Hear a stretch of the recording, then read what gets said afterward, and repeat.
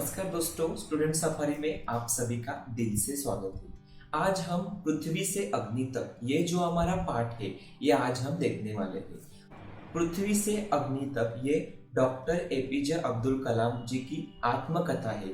इस आत्मकथा में अग्नि के प्रक्षेपण में आने वाली जो भी कठिनाइयां है उस सारे कठिनाइयों का वर्णन इस पाठ में किया गया है। इस पाठ में डॉक्टर एपीजे अब्दुल कलाम यानी कि इनकी जो आत्मकथा है, इस आत्मकथा में डॉक्टर एपीजे अब्दुल कलाम जी ने यहाँ पे वैज्ञानिकों को यानी कि वैज्ञानिक जो भी है सब परिश्रम करते हैं, उनकी जो भी परिश्रम जो भी करते हैं उस सारे परिश्रम का वर्णन इस आत्मकथा में यानी कि पृथ्वी से अग्नि तक का जो हमारा पाठ है इस पाठ में किया है। तो चलिए हम देखते हैं कि डॉक्टर एपीजे अब्दुल कलाम जी ने इस पाठ में यानी कि इस आत्मकथा में क्या क्या वर्णन दिया है।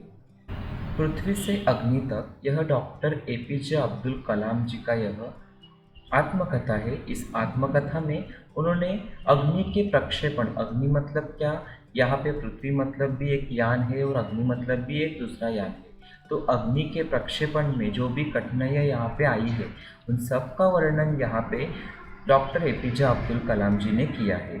इसके अलावा वैज्ञानिकों ने यहाँ पे जो भी अथक या फिर कठिन परिश्रम यहाँ पे किया है इन सब का भी वर्णन इस आत्मकथा में या फिर कहानी में किया है। तो चलिए हम देखते हैं यहाँ पे क्या क्या है। बालासोर में अंतरिम परीक्षण का काम पूरा होने में अब भी कम से कम 1 साल की देरी थी। बालासोर में क्या था कि जो भी यान छोड़ते हैं, धरती से जो भी यान आकाश की तरफ छोड़ते हैं उसमें से एक यान था, उसका काम पूरा होने में अब भी 1 साल लगने वाला था। हमने पृथ्वी के प्रक्षेपण के लिए श्रीहरिकोटा अंतरिक्ष केंद्र में विशेष सुविधाएं स्थापित की। पृथ्वी नाम का एक यान था, उसके प्रक्षेपण में हरिकोटा अंतरिक्ष केंद्र में विशेष सुविधाएं वहाँ पे स्थापित की गई थी। इनमें से एक लॉन्च पैड, ब्लॉक हाउस, नियंत्रण उपकरण तथा चलित दूरमिति केंद्र शामिल थे। इनमें क्या क्या था, तो यान लॉन्च करने के लिए यहाँ पे लॉन्च पैड, ब्लॉक हाउस, नियंत्रण उपकरण तथा चलित दूरमिति केंद्र इत्यादि सब साधनों की आवश्यकता रहती है। ये सब वहाँ पे बिठाए गए थे। पृथ्वी उपग्रह को 25 फरवरी 1988 को सुबह 11:23 पर छोड़ा गया। पृथ्वी नाम का जो उपग्रह था या फिर यान था उसका तैयार होने के बाद उसे 25 फरवरी 1988 को सुबह 11:23 को छोड़ा गया यानी कि लॉन्च किया गया। यह देश के रॉकेट विज्ञान के इतिहास में एक युगांतकारी घटना थी। युगांतकारी घटना थी मतलब क्या, तो ये अलग सा रॉकेट था जो भारत में छोड़ा गया था, इसलिए देश के विकास में एक अच्छी या फिर युगांतकारी घटना थी। युगांतकारी मतलब क्या, यहाँ पे युग प्रवर्तक मतलब एक नया कुछ तो इतिहास रचाया है। निर्देशित मिसाइलों के क्षेत्र में एक आत्मनिर्भर देश के रूप में पृथ्वी के उद्भव ने संसार के सभी विकसित देशों को विचलित कर दिया है। इसमें क्या हुआ था कि निर्देशित मिसाइलों के क्षेत्र में जितने भी मिसाइल्स हम जितने भी यान छोड़ते हैं उनके क्षेत्र में पृथ्वी के उद्भव ने संसार के सभी विकसित देशों को विचलित कर दिया था। जितने भी संसार में विकसित देश हैं उन सब की यहाँ पे नींद उड़ गई थी पृथ्वी के प्रक्षेपण से। सामर्थ्यशील नागरिक, अंतरिक्ष उद्योग और व्यवहार मिसाइल आधारित सुरक्षा प्रणालियों ने भारत को चुनिंदा राष्ट्रों के समूह में पहुंचा दिया था। यहाँ पे क्या हुआ था कि सामर्थ्यशील नागरिक, हमारे देश के जो सामर्थ्यशील नागरिक हैं, जो अंतरिक्ष उद्योग और उसमें जो व्यवहार मिसाइल आदि जो हमने सुरक्षा प्रणाली की थी या फिर भारत ने जो सुरक्षा प्रणाली की व्यवस्था की थी, इन सब की वजह से भारत को चुनिंदा राष्ट्रों के समूह में, चुनिंदा राष्ट्र मतलब क्या, तो यहाँ पे ऐसे राष्ट्र जो राष्ट्र यहाँ पे विकसित या फिर विकसनशील के राह पर है उनमें से यहाँ पे चुना गया था। लेकिन क्या एक पृथ्वी ही पर्याप्त होगा? क्या 4-5 मिसाइल प्रणालियों का स्वदेश विकास हमें पर्याप्त रूप से ताकतवर बना पाएगा? यहाँ पे अभी सवाल उठाया जा रहा है कि पृथ्वी ही पर्याप्त होगा क्या, मतलब हमने पृथ्वी मिसाइल छोड़ दिया तो बस यहाँ तक ही सीमित है क्या? क्या 4-5 मिसाइल प्रणालियों का स्वदेशी विकास हमें पर्याप्त रूप से ताकतवर बना पाएगा? अगर हमने 4-5 स्वदेशी विकास या फिर स्वदेशी मिसाइल हमने लॉन्च किए तो हमें पर्याप्त रूप से ताकतवर बना पाएगा क्या? यही यहाँ पे सवाल उठ रहे हैं। उसी समय अग्नि को एक टेक्नोलॉजी प्रदर्शन परियोजन के रूप में विकसित किया जा रहा था। तो ऐसे सवाल उठ रहे थे। उसी समय क्या हो रहा था? अग्नि नाम का एक मिसाइल तैयार किया जा रहा था। देश के भीतर उपलब्ध समस्त संसाधनों को दांव पर लगाकर यही एक उत्तर था। तो देश के भीतर जितने भी संसाधन हमारे पास उपलब्ध थे उन सारे संसाधनों को दांव पर लगाकर अग्नि को बनाया जा रहा था और यही हमारे पास इन सब प्रश्नों का एकमात्र तक उत्तर था। अग्नि टीम में 500 से अधिक वैज्ञानिक थे और इन विशाल प्रक्षेपणों में अनेक संगठनों का नेटवर्क बनाया गया था। जो अग्नि मिसाइल थी, अग्नि मिसाइल को बनाने के लिए जितने भी वैज्ञानिक थे वो सब वैज्ञानिक 500 से अधिक थे और उन सब ने विशाल प्रक्षेपणों में अनेक संगठनों का नेटवर्क बनाया था। मतलब क्या? अलग अलग वैज्ञानिक आपस में संगठन या फिर नेटवर्क से जुड़े हुए थे। अग्नि का प्रक्षेपण 20 अप्रैल 1989 को निर्धारित किया गया। यह एक अभूतपूर्व अभ्यास होने जा रहा था। तो अग्नि का मतलब अग्नि नाम की जो मिसाइल थी उसका प्रक्षेपण कब था? तो 20 अप्रैल 1989 को था और ये एक अभूतपूर्व अभ्यास होने जा रहा था। अभूतपूर्व मीन्स व्हाट? मतलब क्या यहाँ पे अभूतपूर्व है? ये एक अनोखा, एक नया कुछ तो बनाया गया था। अंतरिक्ष प्रक्षेपण यान के विपरीत मिसाइल प्रक्षेपण में व्यापक स्तर पर सुरक्षा संबंधी खतरे शामिल होते थे। तो यहाँ पे क्या हुआ था? अंतरिक्ष प्रक्षेपण, जो हम अंतरिक्ष में प्रक्षेपण करते हैं तो उस समय वहाँ पे बहुत सारी सुरक्षा संबंधी खतरे भी शामिल होते रहते थे। तो प्रक्षेपण की पूर्व तैयारी की सारी गतिविधियाँ तय कार्यक्रम के अनुसार पूरी हो गई थी। तो इसके लिए प्रक्षेपण की जो पूर्व तैयारी थी, पूर्व तैयारी मतलब क्या? तो प्रक्षेपण होने से पहले जो भी सुरक्षा की तैयारी करते हैं या कुछ और तैयारी की जाती है, ये सारी तैयारी अच्छे से हो गई थी। जिस समय हम T14 या T14 सेकंड पर थे, कंप्यूटर ने संकेत दिया कि उपकरणों में से कोई एक ठीक से काम नहीं कर रहा है। तो जब भी हम T14 या फिर T14 के सेकंड पर थे लॉन्च के समय, तब यहाँ पे क्या था कि कंप्यूटर ने संकेत दिया कि जितने भी उपकरण यहाँ पे लगाए गए हैं उसमें से कोई तो एक उपकरण ठीक से काम नहीं कर रहा है। तो इसमें तुरंत सुधार लाया गया। इस बीच निचली रेंज केंद्र ने होल्ड के लिए कहा। अगले कुछ सेकंड में जगह जगह होल्ड की ज़रूरत पड़ गई। हमें प्रक्षेपण स्थगित करना पड़ा। तो उसे ठीक करने के बाद फिर से होल्ड के लिए संकेत आने लगे और अगले कुछ सेकंड में जगह जगह होल्ड की ज़रूरत पड़ने पड़ी। तो इसलिए हमने ये प्रक्षेपण क्या किया? वहाँ पे हमें ये प्रक्षेपण स्थगित करना पड़ा। मैं अपनी टीम के सदस्यों से मिलने गया जो सदमे और शोक की हालत में थे। मैंने SLV-3 के अपने अनुभव को उनके साथ बांटा। मेरा प्रक्षेपण यान तो गिरकर समुद्र में खो गया था, लेकिन उनकी वापसी सफलता के साथ हुई। यहाँ पे क्या बता रहे थे अब्दुल कलाम कि वो टीम से मिलने गए थे, जो टीम बहुत सदमे में और शौक में थे। क्योंकि मिसाइल यहाँ पे लॉन्च नहीं हो रही थी। तो यहाँ पे उन्होंने दिलासा देते हुए कहा कि मेरा भी एक SLV-3 नाम का जो था वो भी समुद्र में खो गया था, लेकिन सारे के सारे हम वापस सफलता के साथ ही वापस आए थे। आपकी मिसाइल अभी तक आपके सामने है, खो नहीं गई है। वास्तव में आपने कुछ भी ऐसा नहीं खोया है जिसे 1-2 हफ्ते के काम से सुधारा ना सके। मतलब यहाँ पे क्या बोल रहे हैं कि आपके पास ही है, आप उसे सुधार सकते हो। इस विवरण ने उन्हें जड़ता की हालत से झकझोरकर बाहर निकाल दिया और सारी की सारी टीम उप प्रणालियों की जांच और उन्हें ठीक करने में फिर से जुड़ गई। यहाँ पे क्या हो गया कि डॉक्टर APJ अब्दुल कलाम के ये वाक्य सुनकर सारी की सारी टीम फिर से झकझोरकर बाहर आना मतलब क्या कि वो जिसमें भी अभी वो बहुत तनाव में थे, वो तनाव में से बाहर आ गए और फिर से काम करने के लिए एक साथ जुड़ गए थे। अगले 10 दिन तक दिन रात चले विस्तृत विश्लेषण के बाद हमारे वैज्ञानिकों ने मिसाइल को 1 मई 1989 को प्रक्षेपण के लिए तैयार कर लिया। अभी क्या हो गया आगे? तो सब लोग एक साथ मिलकर काम करने लगे और अगले 10 दिन तक सब ने आपस में मिलजुल के काम किया और फिर से प्रक्षेपण के लिए तैयारी की। लेकिन स्वचालित कंप्यूटर जांच अवधि के दौरान T10 सेकेंड पर एक होल्ड का संकेत दिखाई दिया, लेकिन फिर से अभी जांच के दौरान क्या हो गया कि T10 सेकेंड पर फिर से होल्ड का संकेत आने लगा। प्रक्षेपण फिर एक बार स्थगित करना पड़ा। रॉकेट विज्ञान के क्षेत्र में इस तरह की चीज़ें बहुत आम है और अक्सर अन्य देशों में भी ये होती रहती है। तो यहाँ पे ये जो स्थगित करने का काम है या फिर होल्डिंग का मैसेज है, ये रॉकेट विज्ञान के क्षेत्र में हर बार आता ही रहता है और ये रॉकेट विज्ञान के क्षेत्र में ये आम बात है और हर एक देश में यानी कि बाकी देशों में भी ये सब होता रहता है।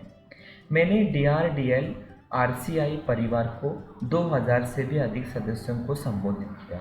बहुत मुश्किल से ही कभी किसी प्रयोगशाला या R&D संस्थान को देश में पहली बार अग्नि जैसी प्रणाली विकसित करने का अवकाश मिला है। यहाँ पे क्या किया है उन्होंने कि RDL RCI परिवार के 2000 से भी अधिक सदस्यों को संबोधित किया, मतलब उनसे बात की कि बहुत मुश्किल से यहाँ पे अग्नि नाम का जो प्रयोगशाला में आपको जो यहाँ पे मिला है प्रणाली विकसित करने के लिए, बहुत अवसर के बाद मिलता है, तो आपको यह अवसर गंवाना नहीं चाहिए।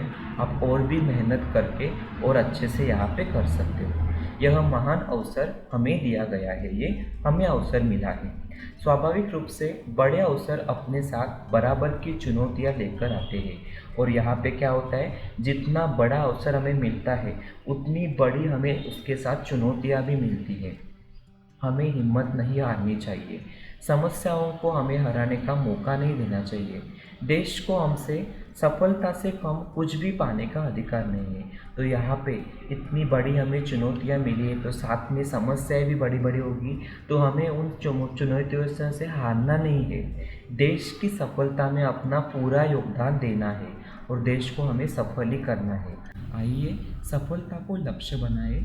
अपना संबोधन लगभग खत्म कर चुका था कि मैंने लोगों को कहते हुए पाया। तो यहाँ पे APJ अब्दुल कलाम जी क्या बोल रहे थे कि आइए हम सब सफलता की ओर ध्यान देते हैं, और ये बातें अब्दुल कलाम जी खत्म कर रहे थे कि तभी लोग आपस में बोल रहे थे या फिर गुनगुना रहे थे। मैं आपस में वादा करता हूँ, महीने के ख़त्म होने के पहले ही अग्नि का कामयाबी से प्रक्षेपण करने के बाद हम यहाँ वापस मिलेंगे। कि मैं आपसे वादा करता हूँ, यहाँ पे क्या बोल रहे हैं कि मैं आपसे वादा करता हूँ कि ये जो महीना चालू है वो ख़त्म होने के पहले ही अग्नि की कामयाबी आपके सामने होगी, उसके बाद ही हम यहाँ आपसे मिलेंगे। ऐसे बीच में से किसी का तो वहाँ पे आवाज़ आया। यह किसी आश्चर्य से कम नहीं था कि कैसे सैकड़ों कर्मचारियों ने लगातार काम करके प्रणाली की तैयारी का काम स्वीकार्यता परीक्षणों सहित केवल 10 दिन में पूरा कर डाला। लेकिन अब बाधाएं पैदा करने की बारी विपरीत मौसम की थी। अभी यहाँ पे ये कोई आश्चर्य की बात नहीं है कि यहाँ पे सैकड़ों कर्मचारी आपस में जुड़ गए। उन्होंने अपना पूरा अपना ध्यान लगाकर पूरी मेहनत के साथ ये जो प्रणाली थी वो पूरी करने के लिए मदद की है। और उनमें बहुत सारे बाधा या कठिन परिस्थितियाँ भी आई थी, लेकिन पूरा काम करने के बाद अभी और भी एक कठिन परिस्थिति उनके सामने आई थी। वो भी क्या थी? विपरीत मौसम अभी खराब हो रहा था। एक चक्रवात का खतरा मंडरा रहा था। सभी कार्य केंद्र उपग्रह संचार के जरिए आपस में जुड़े हुए थे। सभी कार्य केंद्र यानी कि उपग्रह संचार केंद्र रहते हैं जो हमें अलग अलग मौसम की जानकारी देते हैं, वो सब केंद्र रहते हैं, ये सब आपस में जुड़े हुए थे। मौसम संबंधी आंकड़े रुक कर आने लगे और 10 मिनट के अंतराल में उनकी बाढ़ सी आ गई। मौसम संबंधी जो भी आंकड़े आने लगे थे वो सब आपस में यहाँ वहाँ बांट रहे थे और 10 मिनट के अंतराल में ही उनकी बाढ़ सी आ गई। अंतराल में मीन्स मतलब क्या, 10 मिनट के बीच में ही जो भी होने वाला था हो गया वहाँ पे। अंततः प्रक्षेपण 22 मई 1989 के रोज निर्धारित किया गया। फिर उसके बाद क्या किया गया, जो प्रक्षेपण का दिन था वो 22 मई 1989 को तय किया गया। यह पूर्णिमा की रात थी। ज्वार के कारण लहरें किनारों से टकराकर और अधिक शोर मचा रही थी। क्या हम अग्नि के प्रक्षेपण में कल सफल होंगे? यह सवाल हमारे दिमाग में सबसे ऊपर था। यहाँ पे क्या था, फिर वह पूर्णिमा की रात थी और सबके दिमाग में एक ही सवाल था, क्या हम अग्नि के प्रक्षेपण में सफल होंगे या नहीं होंगे। हमारे दिमाग में मतलब सबके दिमाग में ये सब सवाल गूंज रहा था, लेकिन कोई किसी से ये नहीं बोल रहा था। लेकिन हम में से भी कोई उस सुंदर रात के जादू को खंडित करना नहीं चाहता था। इसलिए वहाँ पे लंबी खामोशी छाई थी और ये सवाल आपस में वो लोग बांट नहीं रहे थे या फिर आपस में एक दूसरे को नहीं बता रहे थे। आखिरकार रक्षा मंत्री महोदय ने मुझसे पूछा, कलाम, कल तुम अग्नि की कामयाबी का जश्न मनाने के लिए मुझसे क्या उपहार चाहोगे? यहाँ पे रक्षा मंत्री ने उनसे पूछा कि कल अग्नि की कामयाबी जो होगी उसके जश्न मनाने के लिए आपको मुझसे कुछ चाहिए क्या उपहार, ऐसे यहाँ पे पूछा है। यह एक मामूली सा सवाल था, लेकिन मैं तत्काल उसका कोई भी जवाब नहीं सोच पाया। मैं क्या चाहता था, क्या था जो मेरे पास नहीं था, कौन सी चीज़ मुझे और खुशी दे सकती थी, और तब मुझे जवाब मिल गया। यहाँ पे अब्दुल कलाम क्या सोच रहे थे कि अब्दुल कलाम ने तुरंत यहाँ पे जवाब नहीं दिया है। वो सोच रहे थे कि मैं क्या चाहता था, कि मुझे क्या चाहिए, क्या था मेरे पास, मतलब उनके पास क्या है और क्या नहीं है उनके पास, कौन सी चीज़ उनको चाहिए जो उन्हें और खुश कर सकती है। तब उन्हें जवाब मिल गया। हमें आरसीआई में लगाने के लिए 1 लाख पौधों की ज़रूरत है। मैंने कहा, उन्होंने क्या कहा कि आरसीआई में लगाने के लिए उन्हें 1 लाख पौधे तोहफे के रूप में चाहिए। अगले दिन सुबह 7:10 पर अग्नि मिसाइल प्रज्वलित हो उठी। यह एक परिपूर्ण प्रक्षेपण था। सभी उड़ान मानक पूरे हुए। यह एक दुस्वप्न भरी नींद के बाद एक खूबसूरत सुबह में जागने जैसा था। तो अगले दिन सुबह क्या हो गया, प्रक्षेपण हो गया और दुस्वप्न भरी नींद मतलब क्या, तो यहाँ पे एक बुरे सपने के बाद जो अच्छी सुबह होती है, ऐसा कुछ तो वहाँ पे हो गया है। हम अनेक कार्य केंद्रों पर 5 साल की कड़ी मेहनत के बाद लॉन्च पैड पर आए थे। हमने बहुत सारा काम किया था और बहुत सारी मेहनत और लगाव के साथ ये काम पूरा किया था। तो इतनी मेहनत के बाद हमने ये लॉन्च पैड पर आए और मिसाइल लॉन्च कर दी गई है। पिछले 5 हफ्तों में गड़बड़ियों की एक श्रृंखला की अग्नि परीक्षा से गुजर रहे थे, लेकिन अंततः हमने यह करके दिखाया। और अंतिम चरण में हम पिछले 5 हफ्तों में बहुत सारे गड़बड़ियों में हमने बहुत कुछ झेला है हमने, उसके बाद हमने ये करके ही दिखाया। यह मेरे जीवन के महानतम क्षणों में से एक सा था। सिर्फ 600 सेकंड की भव्य उड़ान ने हमारी सारी थकान को एक पल में ही ढो डाला। सालों की मेहनत का क्या शानदार नतीजा मिला। यहाँ पे क्या बोल रहे हैं लेखक कि यह मेरे जीवन की एक महानतम क्षण, मतलब महान जो क्षण रहते हैं उन क्षणों में से एक क्षण था।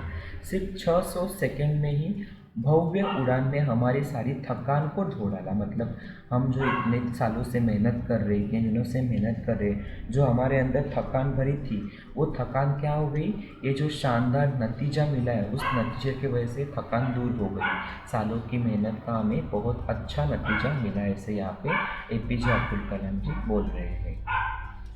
धन्यवाद दोस्तों वीडियो पूरा देखने के लिए। यहाँ पे हमने डॉक्टर एपीजे अब्दुल कलाम जी की आत्मकथा जो है पृथ्वी से अग्नि तक, ये पाठ हमने यहाँ पे देखा है।